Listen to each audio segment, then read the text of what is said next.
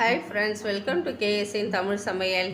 இன்றைக்கி நம்ம ரெசிபியில் ஒரு மருத்துவ குணம் நிறைஞ்ச நஞ்சை கொண்டான் கீரை ரெசிபி தான் பார்க்க போகிறோம். இதுக்கு பேர் வந்து நஞ்சை கொண்டான். அதாவது உடம்பில் இருக்கிற நச்சுகள் எல்லாம் நீக்கக்கூடிய ஒரு மருத்துவ குணம் நிறைந்த கீரை.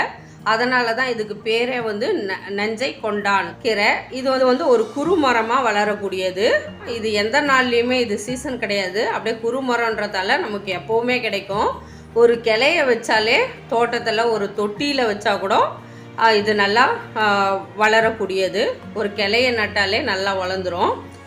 இதை வந்து நம்ம சமையலில் பயன்படுத்தி வாரத்தில் ஒரு 2 நாள் சாப்பிட்டா ரொம்பவே நல்லது. இதை எப்படி செய்யணுன்னாக்கா, இப்போ இது வந்து நல்லா கொஞ்சம் முனையில் இருக்கிறதெல்லாம் வந்து நல்லா துளுராக இது மாதிரி லைட் க்ரீனாக இருக்கும். நல்லா கொஞ்சம் அடியில் இருக்கிறதெல்லாம் இது மாதிரி டார்க் க்ரீனாக இருக்கும். கொஞ்சம் முத்தலாக இருக்கும்.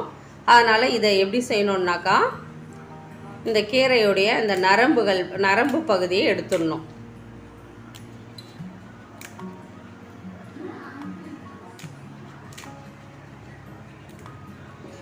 நம்ம கையிலையும் சின்ன சின்னதாக பிச்சு செய்யலாம், இல்லை கத்திலையும் கட் பண்ணிக்கலாம்.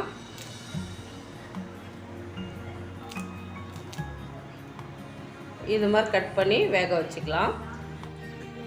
இப்போ இந்த நஞ்சக்கொண்டான் கீரையை நல்லா பொடியாக கிள்ளி வச்சுருக்கிறேன். நல்லா வாஷ் பண்ணிவிட்டு கிள்ளி வச்சுருக்கிறேன். ஒரு 15 லீஃப் இருக்கும். இப்போ இதை எப்படி செய்யலான்னு பார்க்கலாம். இப்போ ஒரு குக்கர் எடுத்துக்கலாம். அதில் வந்து நான் பருப்பு ஒரு 75 கிராம் பருப்பை ஊற வச்சுருக்கிறேன். ஒரு அரை மணி நேரம் ஊற வச்சுருக்கேன். சீக்கிரமாக வெந்துடும். இப்போ இந்த பருப்பில் பச்சை மிளகா ஒரு 5 பச்சை மிளகா பொடியாக கட் பண்ணி வச்சுருக்கிறேன். வெங்காயம், சின்ன வெங்காயம், நீங்கள் எந்த வெங்காயம் வேணாலும் எடுத்துக்கலாம். பெரிய வெங்காயமும் எடுத்துக்கலாம். சின்ன வெங்காயம் ஒரு 10 போல் தோல் உரித்து வச்சுருக்கிறேன். பூண்டு ஒரு 10 பீஸ் பூண்டு, 3 தக்காளி, சின்ன சைஸ் தக்காளி 3 தக்காளி, ஒரு 1/4 ஸ்பூன் மஞ்சள் தூள்,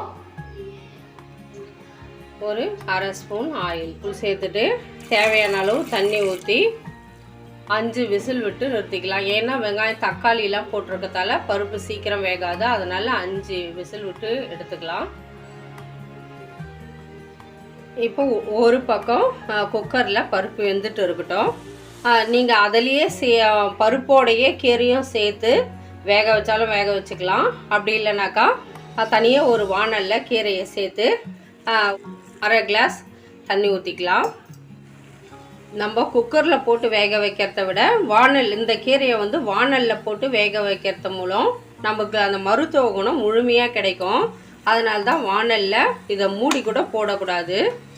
இப்படி கிளறி விட்டு வேக வச்சுக்கலாம். இப்போ இது இப்படியே வேகட்டும். இப்போ பாருங்கள், நல்லா கிளறி விட்டு வேக வச்சிட்டோம். நிறைய போட்டோம். வெந்த உடனே அப்படியே கொஞ்சம் கம்மியாயிடும். இப்போ வெந்துடுச்சான்னு பார்க்கறதுக்கு பாருங்கள், இப்படி நல்லா நசுங்குது பாருங்கள். இந்த அளவுக்கு இருந்ததுனாக்கா வெந்துடுச்சுன்னு அர்த்தம். இப்போ இதை ஸ்டவ் ஆஃப் பண்ணிவிட்டு இதை ஒரு கல் சட்டியில் சேர்த்துக்க போகிறேன். இது மாதிரி ஒரு கல்லெல்லாம் இருக்கும், ஒட்டி வச்சுட்டு இருக்கும் கீரை கடையிறதுக்குன்னே. இதெல்லாம் வந்து ட்ரான்ஸ்ஃபர் பண்ணிக்கலாம் நம்ம. இப்போ ஒரு வாணல் வச்சுக்கலாம். அதில் 2 ஸ்பூன் ஆயில் விட்டுருக்கிறேன். ஒரு தாளிப்பு பண்ணிக்கணும். ஒரு அரை ஸ்பூன் உளுத்தம்பருப்பு கொஞ்சம் கோல்டன் ப்ரௌனாக ஆகணும். இப்போ இதில் நான் 3 வரமிளகாய் கிள்ளி வச்சுருக்கேன், அதை சேர்த்துடலாம். ஒரு 5 பல் பூண்டு, இது நல்லா வாசனையாக இருக்கும் சேர்த்தாக்கா. நான் வடகம் இருந்தாக்கா வடகம் சேர்த்துக்கலாம். வடகம் இல்லைனாக்கா இந்த பூண்டை சேர்த்துக்குங்க. நல்லா கடையும் போது ரொம்ப சூப்பராக இருக்கும் வாசனை. நல்லா இதை ஃப்ரை பண்ணிக்கலாம். இப்போ இதில் கொஞ்சம்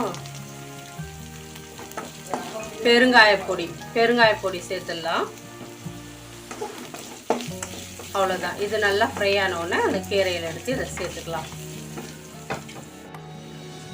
நல்லா இந்த அளவுக்கு ஃப்ரை ஆகணும்.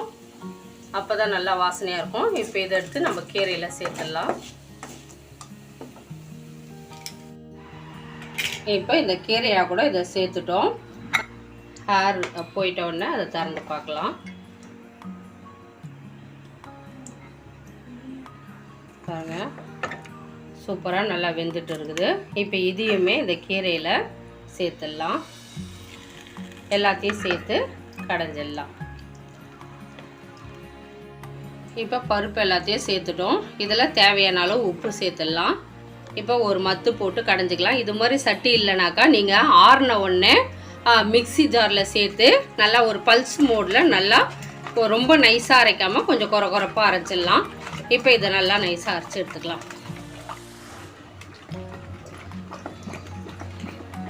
நல்லா இது மாதிரி கொஞ்சம் நைஸாக ஆகுற வரைக்கும் கடைஞ்சிருங்க. அவ்வளோதான், நல்லா மசிஞ்சிச்சு பாருங்கள். இந்த அளவுக்கு மசிஞ்சுக்கணும். நான் வந்து புளிப்பான தக்காளி போட்டதால் புளி சேர்க்கலை. நீங்கள் தக்காளி கம்மியாக சேர்க்குறீங்கன்னா ஒரு பீஸ் புளி சேர்த்தா இன்னமும் டேஸ்ட்டாக இருக்கும். இப்போ இதை ஒரு பவுலில் ட்ரான்ஸ்ஃபர் பண்ணிடலாம். அவ்வளோதான், நம்ம ஒரு பவுலில் ட்ரான்ஸ்ஃபர் பண்ணிட்டோம். இது வந்து சேல்ஸாக விற்கலாம் மாட்டாங்க. இது நிறைய வந்து அழகுக்காகவே நிறைய வளர்க்குறாங்க. ஆனால் இது மருத்துவ குணம் தெரிஞ்சு இதை சமைச்சு சாப்பிட்றதுன்னு தெரியாதையே நிறைய பேர் வீட்டுங்களில் முன்னாடி பக்கம் வளர்க்குறாங்க. இப்போ இந்த ரெசிபியை நீங்கள் செய்து பாருங்கள். கிடைச்சாக்கா உங்கள் ஃப்ரெண்ட்ஸுங்களுக்கு நிறைய ஷேர் பண்ணுங்கள். அவங்களும் வந்து இதை சமைச்சு சாப்பிட்லான்றதை தெரிஞ்சுக்கின்னு சமைச்சு சாப்பிடுவாங்க. தேங்க்யூ ஃபார் வாட்சிங்.